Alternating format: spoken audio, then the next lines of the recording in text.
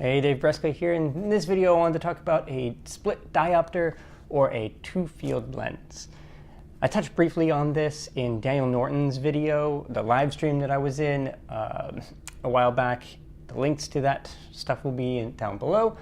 But what I wanted to talk about here was a little bit more, just a little bit more in depth of kind of what it is, how to use it, etc. So I set up this scene here, and basically I walk out and I'm in focus at the door, but the whole shot, the keys on the table are also in focus. And this is kind of, a very, very poor example of foreshadowing, etc.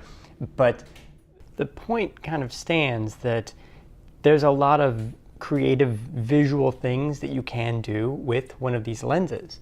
And even though you can imitate this effect to some degree in post, it does require a lot more work and is still pretty limiting.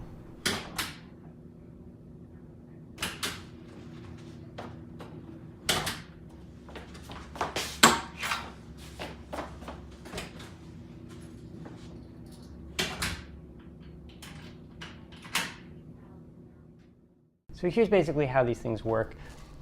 One side of it is essentially a magnifying lens, and the other side, there's nothing. It's been cut off. The lens has been cut in half and just right down the center, although there are a few that are off center, but the center ones are the most popular.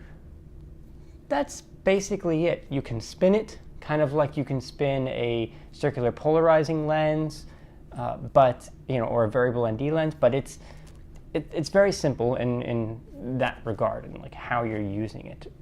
But the practices of good ideas to keep in mind when you're using it are a little different.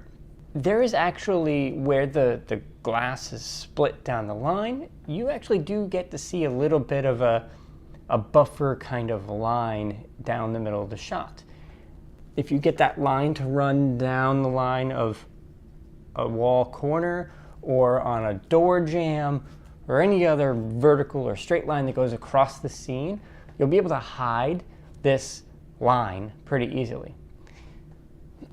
Now, the line varies in thickness based on the strength of the two-field lens.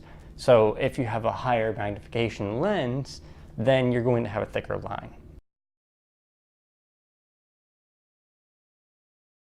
So now with this scene, this particular scene, I basically just positioned the camera on the table. I moved the table over to make this shot work. Particularly what I was mostly interested in is making sure that the door and myself are in focus over here and that the keys on the table are in focus there. And so I can't do that with the camera this close and at this position. I can't do that without a split diopter. Even if I stop all the way down on that lens, there's no way I'm going to get the keys and the door in focus. So this is where this comes in handy. And I was wide open on this.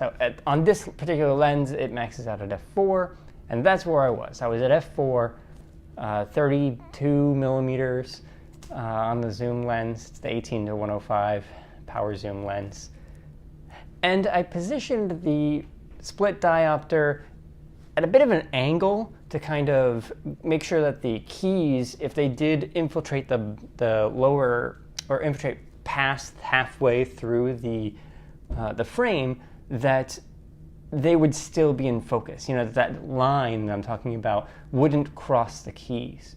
It also meant that on the top end of the frame, more of the shot in the background was actually going to be for background focus, which is great because I've got that little peephole there. I wanted to make sure that was in focus, because if I'm standing next to it and I'm in focus but it's not, that could look a little weird. And that's basically it. Just gave me a little extra room to put the coat on, and that's it. Right, so let me know what you think about these split diopters. What are your thoughts on other lens attachments, things you can put onto the lens to just, amp up the creativity of the shots? Do you want to see more shots of this, something more specific. I don't know. Let me know in the comments down below. I'm curious to know what you guys think about these lenses. I like them, and when you learn about these things for the first time, or especially when you get one, you start using it, you start seeing it in so many shows and movies that you're just like, wow, I didn't even realize it was in all these things.